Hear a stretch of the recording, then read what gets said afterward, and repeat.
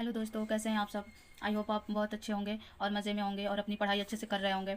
दोस्तों, मैं ये एक रिवीजन क्लास ले रही हूँ और मैं चाहूँगी कि आप भी मेरे साथ साथ आपको अगर आपको पसंद आए तो आप भी मेरे साथ साथ इसे रिवाइज कर सकते हैं। ये सारे क्वेश्चंस हैं जो हैं मैक्सिमम जो इसमें क्वेश्चंस हैं वो आशीष सर के क्वेश्चंस हैं जो मैं वन लाइनर के रूप में लिखते जाती हूँ। और फ्रेंड्स राइटिंग पे मत जाना, क्योंकि मैं क्लास करते करते वन लाइनर नोट्स बनाते जाती हूँ, क्योंकि बाद में जो रह जाता है वो रह ही जाता है, फिर उसको हम चाह के भी नहीं नोट कर पाते हैं। तो मैंने और एक दो क्वेश्चंस ऐसे होंगे जो मैं किसी दूसरे सर से पढ़ के नोट की होंगी, तो साथ साथ मैं उसमें भी जो इंपॉर्टेंट क्वेश्चन है वो मैं करते जाती हूँ, तो वो भी इसी में है। तो वो सब मैं आप सबके साथ रिवाइज करूँगी और आप सब भी रिवाइज करना। और कुछ इसमें सिर्फ उन्हीं क्वेश्चनों को मैं नोट डाउन करती हूँ जो जो जिनको हमें रिवाइज करना बहुत ज़रूरी होते हैं। कुछ तो ऐसे क्वेश्चंस होते हैं जिनको हम अच्छे से कर लेते हैं, जिनमें हमें कोई दिक्कत नहीं होती है और हमें याद भी रहता है, लेकिन कुछ क्वेश्चंस ऐसे होते हैं जिनको हमें समय समय पर रिवाइज करना पड़ता है, नहीं तो वो क्वेश्चंस हमारे माइंड से स्किप हो जाते हैं। तो चलिए आज ज़्यादा देर ना करके वीडियो शुरू करते हैं। और मैं कोशिश करूँगी कि एक दिन में पूरा एक वीडियो का हो ही जाए। देखती हूँ, वीडियो ज़्यादा लंबा नहीं होगा, छोटा होगा। बाकी आप प्लीज़ अगर वीडियो पसंद आए तो लाइक सब्सक्राइब एंड अपने दोस्तों में शेयर ज़रूर करें। चलिए, पहला क्वेश्चन है कि प्लास्टिक पर बैन भारत के किस राज्य ने सबसे पहले लगाया था। तो प्लास्टिक पर बैन सबसे पहले भारत का हिमाचल प्रदेश ने लगाया था। किस राज्य ने लगाया था? हिमाचल प्रदेश ने। नेक्स्ट है कि चाय से संबंधित हम कुछ प्रश्न देखें कि चाय के बागान ये क्या है? उत्प्रेरक है। क्या है? उत्प्रेरक। चाय क्या है? चाय का पूछा जाए तो क्या है? अभिक्रिया है कि उत्प्रेरक है? तो ये उत्प्रेरक है। इस चाय को पेय पदार्थों की रानी भी कहा जाता है। अगर क्वेश्चन आ जाए कि पेय पदार्थों की रानी किसे कहते हैं, तो चाय को कहते हैं। ग्रीन ग्रीन गोल्ड क्रांति किससे संबंधित है? तो चाय से संबंधित है। ग्रीन गोल्ड क्रांति किससे संबंधित है? तो चाय से संबंधित है। नेक्स्ट है कि पृथ्वी की आयु का मापन किस विधि द्वारा किया जाता है? तो पृथ्वी की आयु की मापन यूरेनियम विधि द्वारा किया जाता है। किस विधि द्वारा किया जाता है? यूरेनियम विधि द्वारा किया जाता है। भविष्य की धातु के बारे में पूछे कि भविष्य की धातु कौन सा है? तो वो है टाइटेनियम, जिसको हम सफ़ेद सोना भी कहते हैं। टाइटेनियम को सफ़ेद सोना भी कहा जाता है। बुलेट चींटी। अब देखिए, बुलेट चींटी क्या होती है? तो बुलेट चींटी ये होती है उष्ण कटिबंधीय वर्षा वन के अमेजन वर्षा वन में पाई जाती है। उस जो बुलेट चींटी होती है ये कहाँ पाई जाती हैं? तो ये होती है उष्ण कटिबंधीय वर्षा वन के अमेजन वर्षा वन ब्राज़ील में पाई जाती हैं। ये जो चींटी होती हैं जहाँ काट दे वो बिल्कुल जैसे बुलेट की गोली के जैसे लगती है। इसे अमेजन वन को देख लें। और क्या कहते हैं? ये पृथ्वी का फेफड़ा। अगर सवाल आ जाए, क्वेश्चन आ जाए कि पृथ्वी का फेफड़ा किसे कहते हैं, तो पृथ्वी का फेफड़ा अमेजन वर्षा वन को कहते हैं। और दैनिक वर्षा, जहाँ दैनिक वर्षा होती रहती है उसको दैनिक वर्षा पूछे तो अमेजन वर्षा वन को कहते हैं। आगे, रबर उत्पादक सबसे ज़्यादा भारत का किस राज्य में होता है? तो केरल में होता है। किस राज्य में होता है? केरल में। रबर उत्पादक सबसे ज़्यादा भारत के केरल राज्य में है।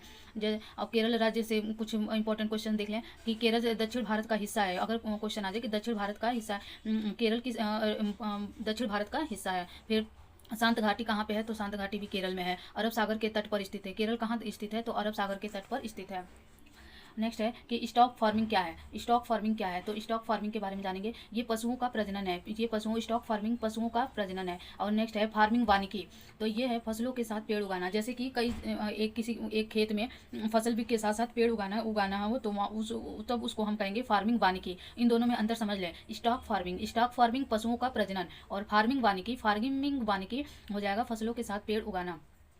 अब देखें, ओबरा ताप विद्युत केंद्र की स्थापना कब हुई थी? तो ये हुई थी 1967 में। ओबरा ताप विद्युत केंद्र की स्थापना 1967 में हुई थी।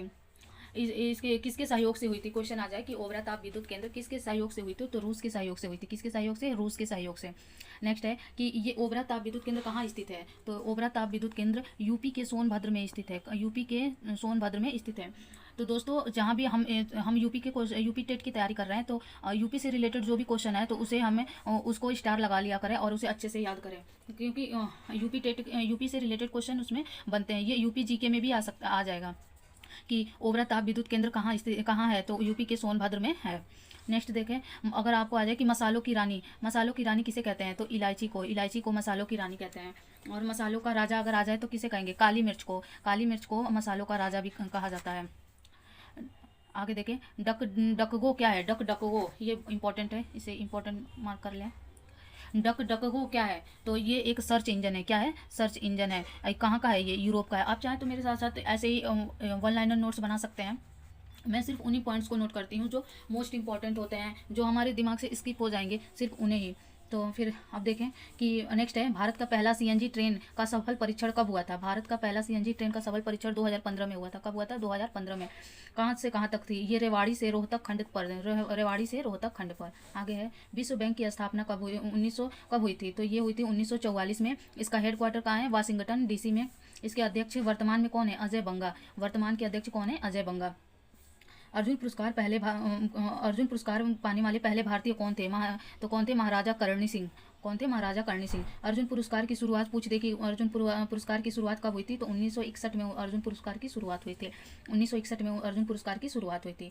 आगे देखिए, पार्श्वनाथ मंदिर कहाँ स्थित है? पार्श्वनाथ मंदिर कहाँ स्थित है? तो ये एमपी में है। कहाँ है? एमपी में है।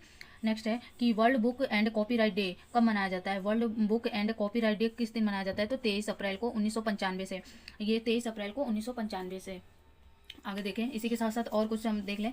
जैसे 6 अप्रैल को मनाया जाता है इंटरनेशनल खेल दिवस। 6 अप्रैल को क्या मनाया जाता है? इंटरनेशनल खेल दिवस। ये अप्रैल से रिलेटेड सारे हैं। 7 अप्रैल को मनाया जाता है विश्व स्वास्थ्य दिवस। विश्व स्वास्थ्य दिवस। 10 अप्रैल को होम्योपैथिक दिवस है। 17 अप्रैल को होमोफिलिया दिवस है। 21 अप्रैल को सिविल सेवा दिवस, सिविल सेवा। और 25 अप्रैल को इंटरनेशनल मलेरिया दिवस। 25 अप्रैल को इंटरनेशनल मलेरिया दिवस। आगे देखें, नेक्स्ट अगले पेज पे चलते हैं। आगे अब यहाँ हम कुछ ये गेम के बारे में देखिए। खेल है हॉकी। हॉकी का ड्यूरेशन कितना होता है? ड्यूरेशन मतलब समय काल कितना होता है? 60 मिनट होता है, जिसमें 15-15 मिनट का 15-15 मिनट में 2 बार इसमें ब्रेक मिलता है। कितने मिनट का? 2 मिनट का ब्रेक मिलता है। फिर बीच में ये ब्रेक टाइम होता है 15 मिनट का। पहले आधे घंटे में 2 मिनट का, 15-15 मिनट के बीच में 2 मिनट का ब्रेक मिलता है। दूसरे आधे घंटे में भी 15-15 के बीच में 2 मिनट का ब्रेक मिलता है। बीच में 15 मिनट का ब्रेक टाइम मिलता है। इसकी फील्ड की माप देख लें, 91 मीटर इंटू 50.55 मीटर। ये इसकी लंबाई है, इसकी चौड़ाई। इसकी गोल देखें, गोल और चौड़ाई के इसकी गोल की चौड़ाई कितनी होती है? 3.66 मीटर। 3.66 मीटर इसकी गोल की लंबाई होती है। 3.66 मीटर। इसकी हाइट कितनी होती है? सॉरी, चौड़ाई होती है 3.66 मीटर गोल की, और ऊंचाई होती है 2.14 मीटर। ऊंचाई होती है 2.14 मीटर। अब स्टिक की लंबाई, हॉकी की जो जिससे खेला जाता है स्टिक, उसकी लंबाई पूछ दे तो 43 इंच से लेके 37 इंच तक, 43 इंच से लेके 37 इंच तक की स्टिक की लंबाई होती है। अब देखिए, हॉकी इंडिया का हेडक्वार्टर की शुरुआत कब हुई थी? 2009 से। इसकी हेडक्वार्टर कहाँ है? द्वारका, नई दिल्ली में। नेक्स्ट है, the race of my life किसकी पुस्तक है? ये बुक है the race of my life, किसकी पुस्तक है? ये है मिल्खा सिंह की। द रेस ऑफ लाइफ किसकी पुस्तक है? मिल्खा सिंह की। द रेस ऑफ लाइफ ये किसकी पुस्तक है? मिल्खा सिंह की। द रेस ऑफ लाइफ किसकी पुस्तक है? मिल्खा सिंह की। फिर नेक्स्ट है कि the test of my life, the test of my life ये है युवराज सिंह की। ये युवराज सिंह की पुस्तक है। प्रधानमंत्रियों का शहर किस शहर को कहा जाता है? प्रधानमंत्रियों का शहर प्रयागराज को कहा जाता है। किसको कहा जाता है? प्रयागराज को। सबसे युवा पीएम के बारे में पूछे कि सबसे युवा पीएम कौन थे? तो ये थे राजीव गांधी। और सबसे युवा पीएम थे राजीव गांधी। और सबसे बुजुर्ग पीएम कौन थे? मोरारजी देसाई। कौन थे? मोरारजी देसाई। आगे देखें, सबसे बड़ा मैंग्रोव वन सुंदरवन है। सबसे बड़ा मैंग्रोव वन के बारे में पूछे तो कौन सा है? सुंदरवन। उसके बाद है 2 कोरिगा, आंध्र प्रदेश। ये क्या है? आंध्र प्रदेश में स्थित है। कोरिगा, आंध्र प्रदेश। मैंग्रोव वन भारत का 0.15% क्षेत्रफल पर स्थित है। मैंग्रोव वन भारत के कुल कितने क्षेत्रफल पर? 0.15% क्षेत्रफल पर स्थित है कौन मैंग्रोव वन। 25 मई को कौन सा दिवस मनाया जाता है? 25 मई को विश्व थायराइड दिवस मनाया जाता है। 25 मई को कौन सा दिवस मनाया जाता है? विश्व थायराइड दिवस मनाया जाता है। यहाँ देखिए, 30 अप्रैल को जैज दिवस मनाया जाता है। 30 अप्रैल को जैज दिवस। ये जैज क्या है? एक म्यूजिक है। क्या है? एक म्यूजिक है। यहाँ देखिए, 24 मार्च को टीबी दिवस मनाया जाता है। 24 मार्च को टीबी दिवस। 14 नवंबर को मधुमेह दिवस। 12 नवंबर को निमोनिया। 28 मई को मासिक धर्म स्वच्छता दिवस। 28 मई को मासिक धर्म स्वच्छता दिवस। 5 मई को हाथ स्वच्छता दिवस। 2026 में WBC आयोजन USA plus Canada plus Mexico ने किया है। क्या? फुटबॉल का आयोजन कौन कौन करेगा? वर्ल्ड कप में फुटबॉल का आयोजन कौन कौन करेगा? USA, Canada, Mexico. अब देखें, संसद किस आर्टिकल में इसका उल्लेख हुआ है? तो आर्टिकल 79 में है। और राज्यसभा आर्टिकल 80 में, लोकसभा आर्टिकल 81 में। तो इसको याद करने के लिए ट्रिक देख लें एक बार। ये ट्रिक है सरला से संसद, संसद फिर राज्यसभा फिर लोकसभा। स से सरला ये एक ट्रिक है। स से संसद, फिर र से राज्यसभा, ल से लोकसभा। संसद की इस आर्टिकल में, आर्टिकल 79 में किसका जिक्र है? संसद का। आर्टिकल 80 में राज्यसभा का। आर्टिकल 81 में लोकसभा का। और राज्यसभा के सदस्य के लिए आयु कितनी होनी चाहिए? 30 होनी चाहिए। और लोकसभा के लिए 25। नेक्स्ट देखें, बहराइच को क्या कहा जाता है? तो अगर आ जाए ऋषियों की मुनि, ये ऋषियों की मुनि पूछे किस शहर, उत्तर प्रदेश में ऋषियों की मुनि किस शहर को कहते हैं? तो किसको कहेंगे? बहराइच को ऋषियों की मुनि कहा जाता है। आगे देखें नेक्स्ट, ऋषियों की मुनि बहराइच को कहते हैं। अब हेल्पलाइन नंबर, ये कुछ हेल्पलाइन इंपॉर्टेंट हेल्पलाइन नंबर है यूपी के, मतलब ये कुछ हेल्पलाइन नंबर हैं, आप जिसे याद कर लें। जैसे कि पुलिस 112, पुलिस का हेल्पलाइन नंबर 112 है। फायर का 101 है। एम्बुलेंस का 102, 108। महिला हेल्पलाइन का 1010 है। और चाइल्ड हेल्पलाइन का 1098 है। और सीएम हेल्पलाइन का 1076 है। एक बार और देखिए, पुलिस का 112, फायर का 101, एम्बुलेंस का 102 या 108, महिला हेल्पलाइन का 1010 और चाइल्ड हेल्पलाइन का 1098 और सीएम हेल्पलाइन का 1076।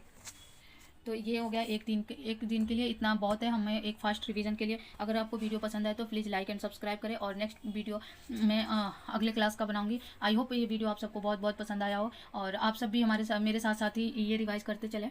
और क्योंकि हम जो एक बार छोड़ते जाते हैं ना, फिर वो बचा ही रह जाता है, उसको लिए फिर हमें टाइम नहीं मिलता है। तो ये एक मेरा छोटा सा प्रयास है। आई होप आप सबको पसंद आए। अगर पसंद आए तो प्लीज़ वीडियो को लाइक एंड सब्सक्राइब ज़रूर करें। Thank you.